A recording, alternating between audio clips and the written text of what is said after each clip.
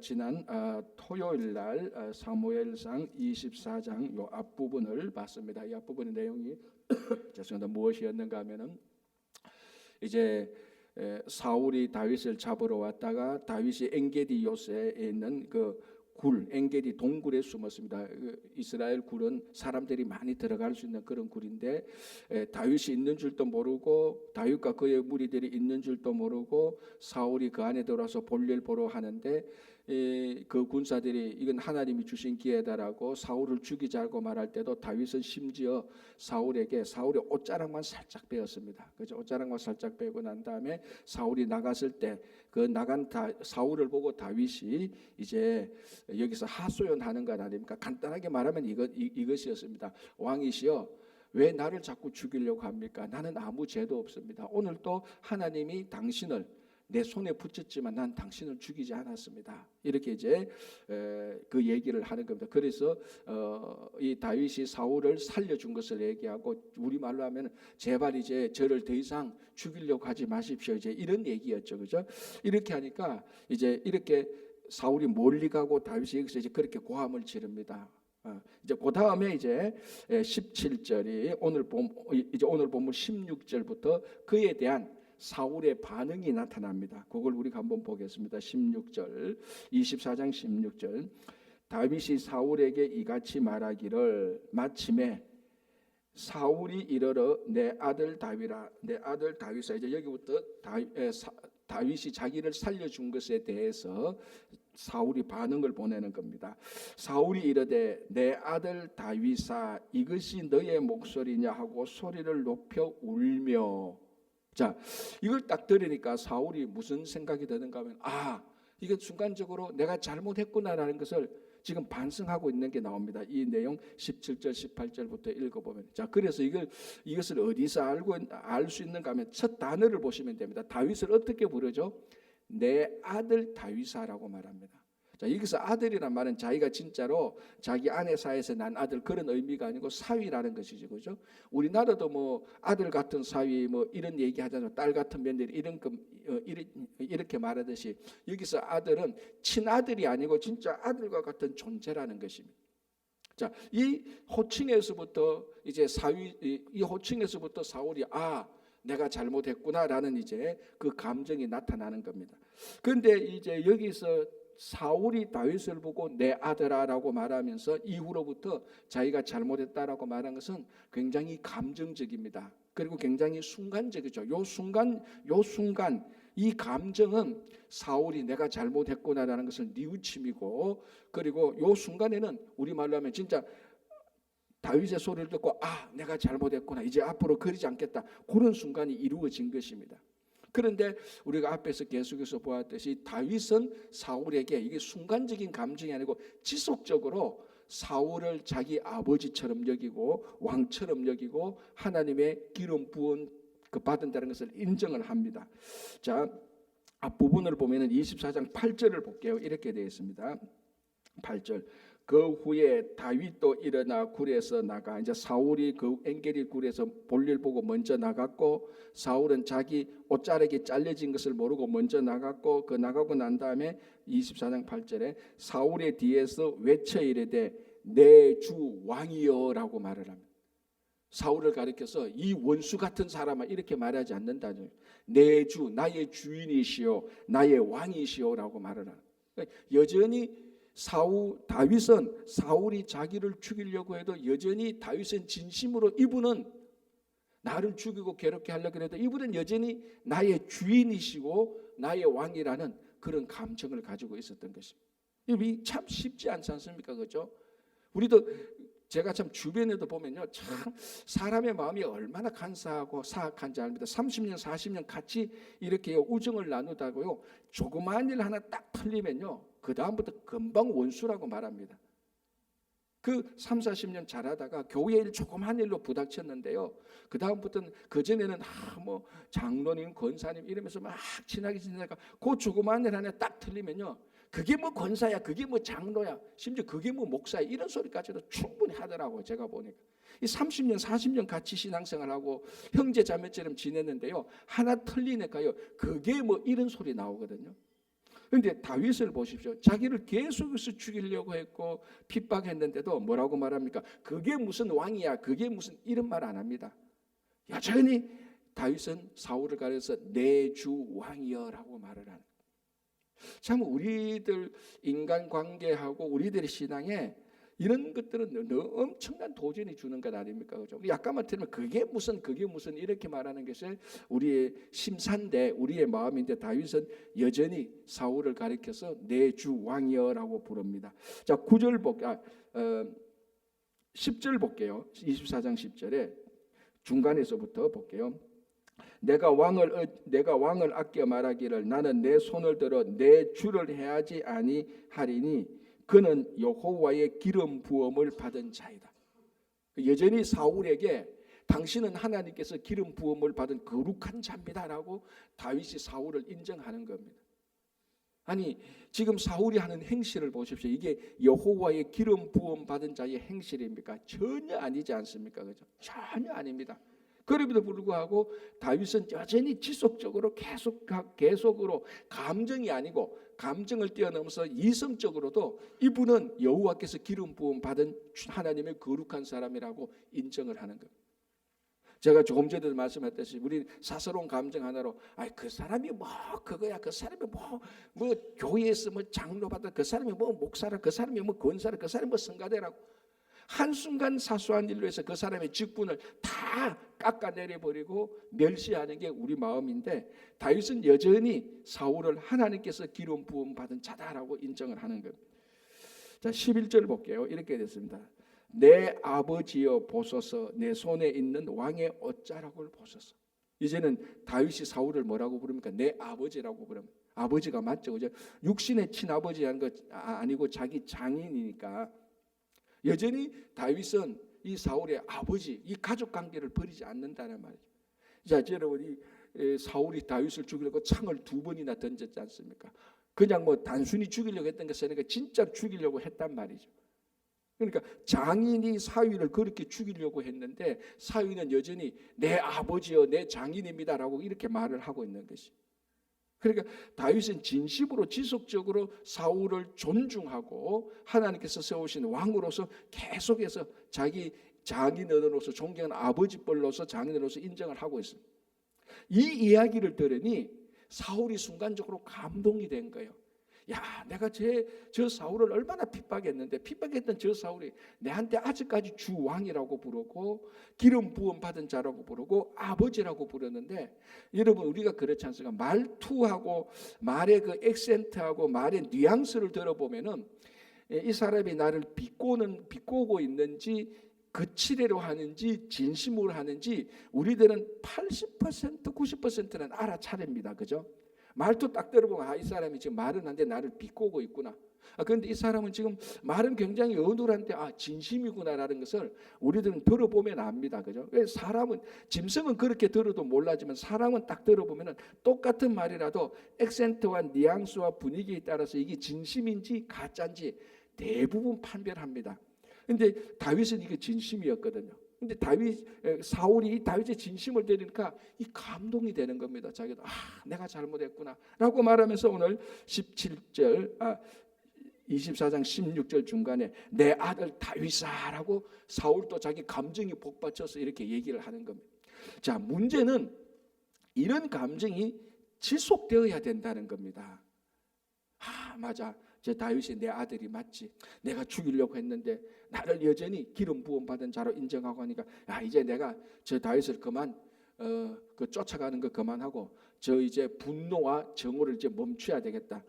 오늘 저 다윗이 나를 죽일 수 있었는데도 하나님이 나를 자기 손에 붙였는데도 나를 살렸구나. 참 내가 그래도 미운 감정이 있어도 시기심이 있어도 이제 더 이상 좀 안 해야 되겠다. 이런 이제 마음이 생긴 거예요. 순간적으로, 감정적으로. 근데 제가 방금 또 말씀드렸다시피 진짜 중요한 것은 다윗은 이런 감정이 지속적으로 계속 있어 왔단 말이죠. 근데 사울은 순간적인 감정적으로 순간적으로만 쫙 올라간 겁니다. 이게 지속시킬 수 있어야 돼요. 자, 이걸 이제 우리가 어떻게 이걸 지속시키냐? 그러니까 늘 뭡니까? 진짜 말씀으로 돌아가야 되고 늘 성령에 의지해야 되는 겁니다.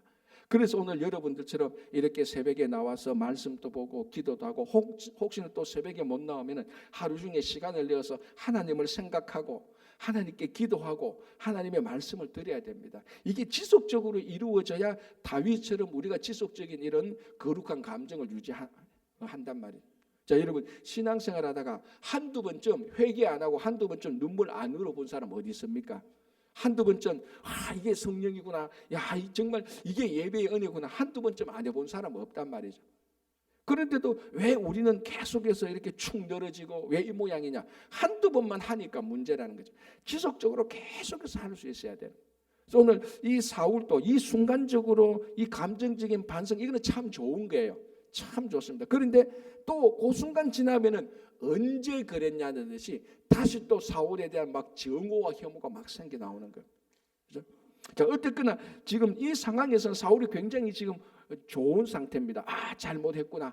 이 감정이 이제 되돌아온 겁니다. 자, 이때 이제 사울과 다윗과의 관계를 사울 스스로가 말하는데 이때 이제 사울의 진심이 드러나거든요. 한번 보겠습니다. 자, 다시 볼게요. 17절 다윗에게 이르되 나는 너를 학대하되 너는 나를 선대하니 너는 나보다 의롭도다. 이게 잘못된 자기 자신을 반성하고 하나님의 거룩한 감정을 회복될 때 말하는 진심입니다. 신앙의 진심이죠. 나는 너를 학대했는데 너는 나를 선대했으니 너가 나보다 의롭도다라는 말. 이거는 한 사람이 다른 사람에게 그 관계에 대해서 자기 자신을 시인하는 가장 위대한 표현입니다. 나는 너를 죽이려고 했는데 너는 나를 살렸네. 네가 나보다 훨씬 의롭다 이 말입니다. 정말 이제 여기서 알 수 있는 게 뭡니까? 자기가 다윗을 학대했다는 것을 인정하는 겁니다. 얼마나 학대했습니까? 군사를 풀어서 잡아서 죽이려고 했고 창을 던져서 죽이려고 했고 학대했단 말이에요. 그런데 다윗은 선대했습니다. 한 번 더 자기를 죽이려고 하니까 오늘 이 엔게디 동굴에서 결정적으로 내가 다윗의 손에 있었는데도 안 죽었단 말이죠. 반대로 하면은 다윗이 사울 손에 있을 때 반드시 죽였을 겁니다. 우리 이 앞에서도 있었잖아요. 그엘라로 갔을 때도 사람들이 신고하고 뭐 십항무지로 갔을 때도 사람들이 신고했을 때 이 사울은 다윗을 내 손아귀에 더 붙였다. 앞에서 뭐라고 말합니까? 하나님께서 내 손에 붙였다라고 말을 하면서 뭐라고 말합니까? 군사들을 불러서 잡아서 죽이려고 했지 않습니까? 그런데 오늘은 그것보다 더 명확하게 하나님이 자기가 생각해봐도 자기 처지, 방금 있었던 자기 처지를 생각해봐도 자기가 다윗 손에 분명히 있었거든요. 근데 자기는 그걸 두세 번 죽이려고 했는데 다윗은 그대로 놓아줬단 말이에요. 그러니까 하나님의 손에 붙인 이 상황을 보면은 자기를 다윗의 손에 붙인 것보다 다윗을 자기 손에 붙인 것보다 하나님이 자기를 다윗 손에 붙인 게 더 명확하거든요. 요거는 여기가 그냥 손만 한번 움켜쥐면 다윗은 죽었단 말이죠. 미안합니다. 사울 자신은 죽었단 말이에요. 다윗 손에. 그런데도 살려주니 너는 나를 선대했다. 네가 나보다 의롭다라고 인정하는 겁니다. 자, 18절 너가 나 선대한 것을 오늘 나타냈으니 확실하게 나타냈다는 거죠. 나타냈으니 여호와께서 나를 너의 손에 넘기셨으나 너가 나를 죽이지 아니하였도다. 19절 사람이 그의 원수를 만나면 그를 평안히 가게 하겠느냐. 이 말은 뭡니까? 사람들은 원수를 만나면 절대로 평안하게 절대로 평안히 놓아두지 않는데 너는 오늘 원수를 만났는데, 그러니까 사울도 뭐라고 말합니까? 다윗의 원수라고 자기도 인정해. 자기 스스로 인정. 그러니까 오늘 다 인정하는 겁니다. 내가 너를 학대했고 내가 너의 원수가 되었고 하나님이 오늘 나를 너의 손에 붙였다. 다 인정하는 겁니다. 그렇죠? 그런데 이렇게 원수를 만나면 사람이 어떻게 원수를 평안히 놓아주겠느냐? 그런데 너는 원수된 나를 너는 평안히 놓아줬구나라고 이렇게 고백하는 겁니다. 자, 19절 사람이 그의 원수를 만나면 그를 평안히 가게 하겠느냐? 너가 오늘 내게 행한 일로 말미암아 여호와께서 너에게 선으로 갚으시기를 원하노라. 자, 이 일에 대해서 여호와께서 반드시 보상할 것이다라고 말합니다. 자, 이건 이제 우리가 구약 시대 믿음의 선진들이 이 땅에서 수고한 대가를 어떻게 하나님께서 보상하는가를 그대로 드러내는 겁니다. 우리가 열심히 수고하고 했던 것에, 선한 일을 했던 것에 하나님께서 보상할 것이다. 사울조차도 이런 말을 하는 겁니다. 그죠? 자, 이제 20절 보겠습니다. 보라, 나는 너가 반드시 왕이 될 것을 알고.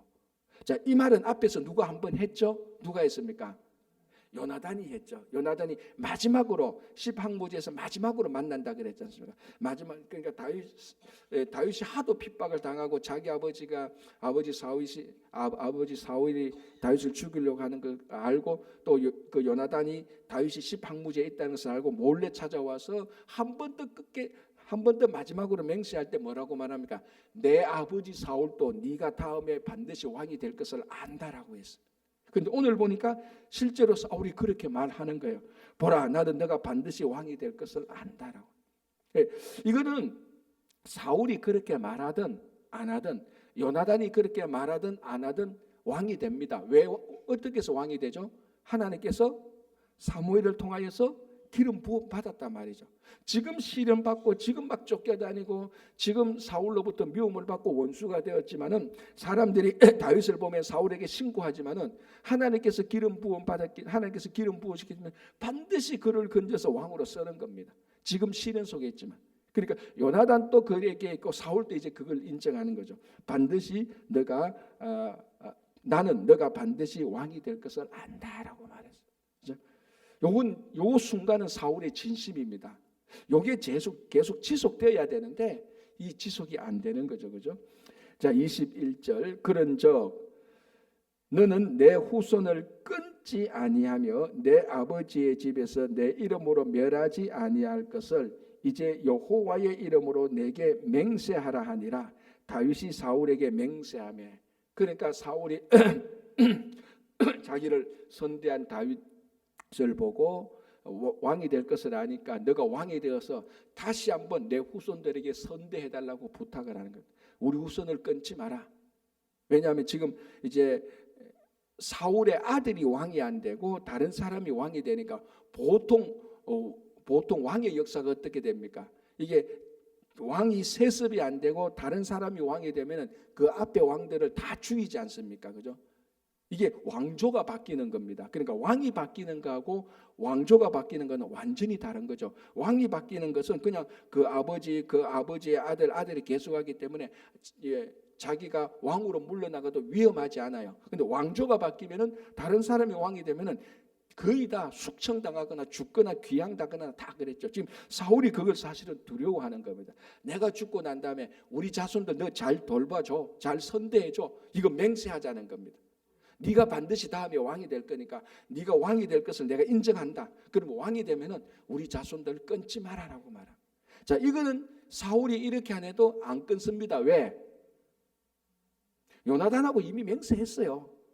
요 똑같은 맹세를 요나단하고 했습니다. 그래서 사울이 우리 자녀 끊지 말라 그래도 다윗은 이미 그 자기 친구 요나단하고 이런 맹세를 했기 때문에 그런 걱정은 안 해도 되는 겁니다. 그리고 실제로 다윗이 그 자손을 다 지키지 않습니까? 그 대표적인 게 머비보셋이 나중에 나오지 않습니까? 그죠? 자, 이렇게 해서 이제 이 순간적으로는 너무나 관계가 좋았어요. 이렇게 해서 이제 서로 헤어집니다. 자, 이렇게 해서 끝난 게 아니고 이제 또 다른 스토리가 이어지는 거죠. 또 다윗이 왕이 되는 과정 가운데서 또 다윗의 약간 부족한 면도 좀 보여주기도 하는 그 장면이 나옵니다. 자, 25장 1절. 사무엘이 죽음에 온 이스라엘 무리가 모여 그를 두고 슬피 울며. 자, 이제 드디어 뭐라고 이렇게 말할 수 있죠. 국부라고 말을 할 수 있겠죠. 왜냐하면은 사무엘이 사울에게도 기름 부었고 다윗에게도 기름 부었습니다. 그러니까 사무엘이 우리말하면 두 명의 왕을 세운 겁니다. 킹메이커죠, 그죠? 킹메이커죠. 사무엘이 왕은 아니지만 두 명의 왕을 자기 손으로 이거 다 기름 부음을 했으니 이 이스라엘 사람들이 다 아는 겁니다. 사울이야말로 왕이 있지만은 그 왕 위에서 하나님의 기름 부음 받은 선지자다. 온 이스라엘이 애통해하는 겁니다. 그래서 사무엘이 죽음에 온 이스라엘 무리가 모여 그를 두고 슬피 울며. 그러니까 한 사람이 죽었을 때 아이고 그 인간 이제 죽냐, 좀 일찍 죽지, 이렇게 평가가 나오는 사람이 있고, 죽었을 때 그분 좀 더 살아서 좀 더 좋은 일을 했으면 좋았을 것을, 아니면은 야 그분이 한평생 살면서 자기에게 맡겨진 하나님의 일을 다 했다, 이렇게 평가받는 사람하고, 어떤 사람은 아이고 저 이제 죽냐? 아이 좀 일찍 죽지, 하는 일도 없이 말이지 우리 사회에서 우리 공동체에서 해만 끼치고 말이지 이제 죽어서 아직 안 죽었냐? 이런 평가가 있는 사람이 있는 반면에 야 그분은 자기 사명 다 했다, 정말로 충성스럽다, 이런 평가가 있지 않습니까? 그러니까 살아있을 때 평가는요, 이게 살아있을 때 평가도 중요하지만 진짜 평가는 죽고 난 다음에 평가가 나타나는 겁니다. 자, 오늘 사무엘이 죽음에 온 이스라엘 무리가 다 슬퍼했습니다. 그래서 사무엘이 어떤 사람인가를 아는 거죠, 그죠? 평가가 이 사무엘의 죽음 이후에 온 이스라엘의 슬퍼함에 평가가 다 드러나는 겁니다. 정말 사무엘은 하나님께서 맡긴 사명 다 한 겁니다. 바울의 표현대로 말하자면은 나의 달려갈 길을 다 마치고 그래 간 거. 그래서 우리도 뭐 이제 살면은 뭐 얼마나 살겠습니까, 그죠? 50년 뭐 100년을 더 살겠습니까, 그죠? 근데 마지막까지 하나님께서 우리에게 맡겨준 사명이 있지 않습니까? 목사님 나는 건강도 안 좋고 힘도 안 좋은데 사명이 무슨 사명이었어? 무슨 소리는 끝까지 하나님께서 우리에게 맡겨진 사명, 기도의 사명도 있고 말씀의 사명도 있고 교회 공동체에서 위로하는 사명도 있고요. 여러분 이런 것들이 무슨 사역이 됩니까? 여러분 그런 것들이 교회 전체를 하나님의 교회로 만들어가는 밑바탕이 되는 겁니다. 사람을 만나서 위로하고 너 힘들었지, 내가 너 기도하고 있어, 힘내, 이렇게 말하는 거하고 진짜로 기도하는 거하고, 여러분 이거는 몸이 약해도 끝까지 할 수 있는 것 아닙니까, 그죠? 죽을 때까지 자기 자랑하려고 그러고 죽을 때까지 사람들한테 인정받으려고 그러고 그런 거 말고 이제는 노년의 인생에서 다른 사람을 세워주고 진심으로 기도해주고, 세상에 잡다한 소리 안 듣고 잡다한 소리 옮기지도 않고, 그게 그 공동체와 가족과 자기 자신의 심령에 좋은 것입니다. 그래서 우리도 우리에게 맡겨진 사명 다 마쳤을 때, 야 그분 참 이 사명 다 했다라는 그런 우리 평가를 받았으면 좋겠습니다. 자, 2절, 마온에 한 사람이 있는데 그의 생업이 갈멜에 있고 심히 부하여, 아주 큰 부자가, 갈멜에 한 부자가 있습니다. 이게 어느 정도 부자였는가 하면 양이 3,000마리요 염소가 1,000마리다. 요만큼은 부자가 아니었지만은 그래도 굉장한 부자였습니다, 그죠? 양이 3,000마리고 염소가 1,000마리였으니까 엄청난 부자였습니다, 그죠? 그가 갈멜에서 그의 양털을 깎고 있었으니, 자 이렇게 양털 깎는 날은요 무슨 날하고 똑같은가 하면 농사 짓는 사람이 추수하는 날하고 같은 겁니다. 축제가 일어나는 날이에요. 여러분 1년 농사를 짓고 가을에 추수감사절 하는 이런 날 있잖아요. 이스라엘 절기로 말하면 장막절, 수장절 아닙니까? 그때는 그 추수를 거두기 때문에 하나님께 감사드리고 또 1년 동안 자기와 함께하던 그 하인들에게 잔치도 베풀어주고 마을 사람들 다 초청해서 그렇게 음식도 베풀고 기쁨을 누리는 잔치하는 날입니다. 추수감사절이니까. 이때는 1년 동안에 한 번도 얼굴 보지 못했지만 자기 마을에 있다면 사람들 다 초청해서 밥도 먹이고 그 길 가는 나그네 다 초청하고요. 이렇게 다 하는 날이에요.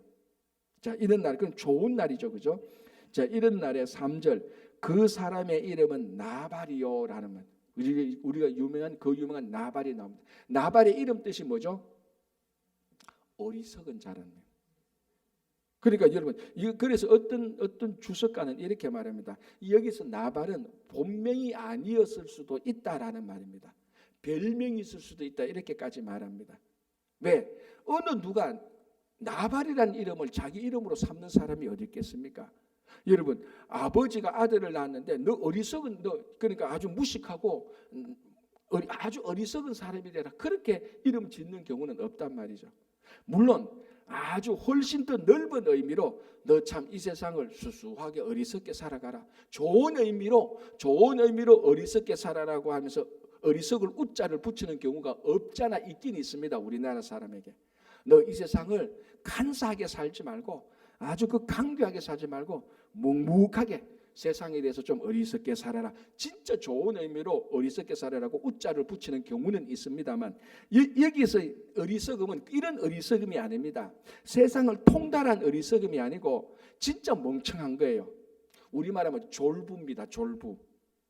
그죠? 돈 있으면은 그거 과시하고 힘 있으면은 막 완장질하고 이런 사람이에요. 이런 어리석음입니다. 그런데 이런 의미로 아들의 이름을 나발이라고 붙이는 부모는 아무도 없어요. 그래서 이게 별명이 아닐까라고 말을 하는데, 이게 뭐 별명이든 본명이든 중요하지 않고 나발이라는 사람이 진짜 어리석다는 겁니다. 진짜 이게 멍청하고, 여기서 어리석음은 좀 IQ가 낮다는 차원이 아니고 오히려 어쩌면 반대 의미입니다. 사람이 교만하고 자기 좀 가지고 있다고 말 마음대로 하고 사람 무시하고 이런 차원의 나발 어리석음이에요. 자, 그런데 이제 이런 사람이 재산이 많으니, 그죠? 자, 그런데 3절 다시, 그의 아내의 이름은 아비가일이라 그 여자는 총명하고 용모가 아름다우나라고 되어 있습니다. 이게 참 이상한 부부예요, 그죠? 이 가장 성경에서 어리석은 사람하고 가장 총명한 사람이 부부가 된 경우예요. 성경에서 가장 어리석은 사람의 대표가 이 나발이고 가장 총명한 여인의 대표가 아비가일입니다. 마치 잠언의 마지막에 나오는 여인의 표상으로서 루시나 아비가일이나 이런 표상 아닙니까, 그죠? 그런데 이런 사람이 나발과 같은 사람과 부부가 되어 있다. 하여튼 좀 뭔가 좀 언밸런스입니다. 어쨌든 이렇게 부부가 있었는데, 여자는 총명하고 용모가 아름다우나 남자는 완고하고 행실이 약하며, 그러니까 이 나쁜 거 다 가지고 있습니다. 어리석은 데다가 완고하고 고집세죠, 악하죠. 근데 그는 갈렙 족속이었다라고 말합니다. 자, 우리가 또 좀 생각할 게 있지 않습니까? 요수아와 갈렙은 1세대 가운데서 그의 충실함과 신실함으로 그의 믿음으로 가나안 땅에 들어온 두 사람입니다. 요수아와 갈렙은 신실하죠. 그런데 그 갈렙의 족속 가운데 이런 멍청한 사람이, 완고한 악한 사람이 나온다는 거예요.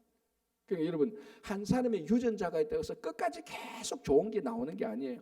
반대로 한 사람의 유전자가 나쁘다고 해서 계속해서 악한 게 나오는 게 아니에요. 중간에 들쑥들쑥 바뀌는 겁니다. 그러니까 우리가 이걸 통해서 뭘 알 수 있는가 하면은, 내 각자 자기의 삶은 각자 자기에게 주어진다는 겁니다. 야, 우리 아버지가 뭐 이렇게 위대했으니까 나도 자동적으로 위대할 것이다. 물론 DNA나 환경적으로 보면 그럴 가능성이 더 많아요. 그러나 항상 그렇지 않다는 것을 우리는 성경은 종종 보여줍니다. 갈렙, 이런 좋은 갈렙 족속 가운데서 나발이라는 사람이 나옵니다. 자, 우리 앞에서도 이미 한번 봤지만 열왕기에도 어떤 내용이 나옵니까? 히스기야 밑에서 가장 악한 므낫세가 나오고, 히스기야 아버지가 아하스 왕 아닙니까? 가장 나쁜 왕이야. 그러니까 가장 나쁜 왕 가운데서 가장 좋은 왕이 나타났고, 또 그 밑에서 가장 악한 왕이 나타나는. 유전자적으로 어떤 마음의 유전적으로 보면 이해가 안 되는 거예요. 그런데 그게 사람입니다, 그죠? 그래서 우리 아버지, 우리 부모가 아무리 환경과 형편이 안 좋았다 할지라도 나 혼자 하나님 앞에 섬기면 좋은 사람이 되는 거예요. 근데 부모하고 그 조상이 아무리 좋은 배경이 있었다 할지라도 내가 잘못 믿으면 내가 잘못되는 거예요, 그죠? 그래서 이 나발이 갈렙 족속이었다라고 딱 얘기하는 겁니다. 이거 말 안 해도 되는데, 그죠? 오히려 나발한테 더 명예가 안 좋은 말인데도 딱 말합니다. 그 좋은 갈렙 족속 가운데서도 이런 사람이 나올 수 있다. 조심하라는 건 우리 경고도 되죠, 그죠? 자, 4절에 나발이 자기 양털을 깎는다 함을, 다윗이 나발이 자기 양털을 깎는다 함을 광야에서 들은지라. 자, 이제 나발이 그 막대한 재산 가진 사람이 추수질을 한다. 농부식으로 말하면 그 얘기를 듣고, 5절에 다윗이 이에 소년 10명을 보내며 그 소년들에게 이르되 너희는 갈멜로 올라가 나발에게 이르러 내 이름으로 그에게 문안하라라는 겁니다. 소년 10명이 가서 내 이름으로 문안하라. 그러면 다 알아들을 거라 이 말이죠. 다윗의 이름으로 문안하라. 내 이름으로 말하면 너희들 따뜻하게 영접해 줄 것이다. 다윗이 이걸 확신하는 거죠, 그죠? 6절에 그 부하게 사는 자에게 이르기를 너는 평강하라. 너의 집도 평강하라. 너의 소유의 모든 것도 평강하라. 7절, 그러니까 6절에 이 소년들에게 10명의 소년들이 나발에게 보내면서 아주 지극히 예의를 갖추라고 말하는 거죠. 가서 갈멜 올라가서 나발에게 이르되 내 이름으로 문안하고 그 사는 자에게 가서 평강하라. 당신의 집도 평강하고 당신의 모든 소유도 평강하라. 이거는 한 사람이 다른 사람에게 만날 때 할 수 있는 최대의 예의를 갖추는 겁니다. 혹시나 이 10명의 소년들이 가서 실수할까 봐, 혹시나 예의를 갖추지 못할까 봐 다윗이 잘 교육시켜서 나발에게 보냅니다. 자, 7절에 너에게 양털 깎는 자들이 있다 함을 이제 내가 들었도다. 너의 목자들이 우리와 함께 있었으나 우리가 그들을 해하지 아니하였고 그들이 갈멜에 있는 동안에 그들의 것을 하나도 잃지 아니하였나니. 두 가지를 말하라는 겁니다. 그러니까 다윗이 소년 10명을 보내면서 나발에게 지극히 예의를 갖추고 절대로 실수하면 안 된다. 내 이름으로, 그 다윗의 명예가 너희들한테 있다. 지극히 예의를 갖추고 두 가지를 말하라. 우리의 무리들이 우리가 너희 양털 깎는 자들과 함께 했을 때 우리는 하나도 해하지 않았다. 이게 왜 중요한가 하면요, 그 당시는요 반드시 양털 깎는 자들이 있고 무리를 갖춘 사람이 있으면요 그 양털 깎는 자를 약탈하는 게 지극히 정상적이었어요. 그게 별 어떻게 이상한 사람이라기보다는, 왜 그런 일이 워낙 흔하게 일어나니까. 여러분 한번 생각해 보세요. 오늘날 우리들은 다 제도와 법이 있고 시스템이 다 있습니다. 그죠? 우리끼리. 그죠? 근데 여러분 지금 한번 상상해 보십시오. 만약에 우리가 먹을 것이 없는 가운데서 광야에 있는데 저쪽에 양이 많이 있다. 나는 군사들이 많이 있고 힘이 있다. 우리 먹을 게 없다. 그러면 어떻게 하겠습니까? 법도 없고 제도도 없고 힘센 사람이 남의 것을 가져가는 것이 지극히 그 나라 그 시대 사람들이 상식인 것이 다 상식이라면은 얼마나 많이 뺏어가느냐 적게 뺏느냐 그 정도의 차이지, 가서 반드시 양 100마리라도 가져오는 게 지극히 평범한 일상입니다. 그럼에도 불구하고 다윗은 양털 깎는 자들과 함께 있으면서도 양 한 마리도 손대지 않았다는 겁니다. 오늘날 우리를 보면은 법과 제도가 있으니까 양 한 마리 안 가지고 오는 게 당연한 거지라고 말하지만 그 당시는 그게 당연한 게 아니에요. 당연한 거라면 양 몇 마리도 가져와야 되고 그 양털 깎는 자들이 양을 좀 줘야 됩니다. 야, 이쪽에 위험하니까 당신 우리 좀 보살펴 줄래? 대신 우리 양을 좀 줄게. 이게 정상적인데 그런 일이 하나도 없었다는 거예요. 그러니까 이 일만 해도 다윗이 양털 깎는 자들에게 참 잘한 겁니다. 그리고 더 중요한 건 뭡니까? 이렇게 되어 있죠. 그들이 갈멜에 있는 동안 그들의 것을 하나도 잃지 아니했다는 겁니다. 왜? 여기 뭐가 담겨져 있죠? 다른 사람들이 이 나발의 양떼들을 공격할 때 다윗이 자기 무리를 통해서 지켜줬다는 겁니다.